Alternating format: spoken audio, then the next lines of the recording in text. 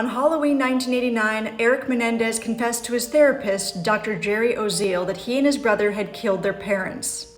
He began by telling Oziel he had been having nightmares of vivid images involving his dead parents. After 2 hours of being with the doctor, he simply came out and said, "We did it."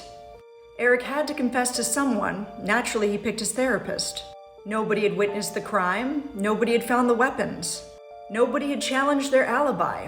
Nobody could point a finger at them. Oziel later said the brothers called it the perfect crime.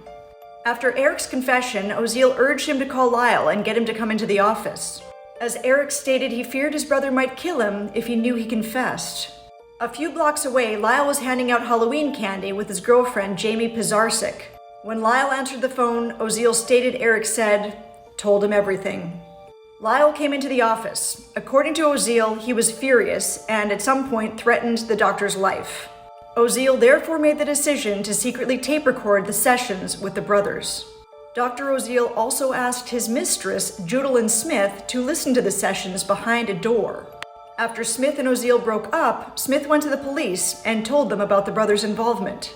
Police obtained a search warrant and found the tapes.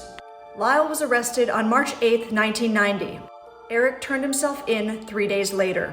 Oziel's decision to both secretly record the sessions and have his mistress listen in are not consistent with ethical standards. The California Supreme Court, however, allowed 2 of the tape sessions to be admitted, with the argument that Dr. Oziel was acting in self-preservation, and that no therapy took place when these 2 recordings were made. The brothers were therefore not entitled to confidentiality because that right had disappeared the moment Dr. Oziel's life had been threatened.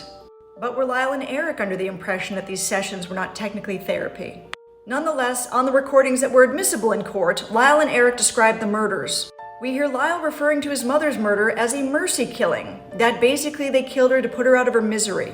Lyle Menendez also stated on the recording, "What Eric and I did took courage beyond belief, beyond strength. There was no way I was going to make a decision to kill my mother without Eric's consent.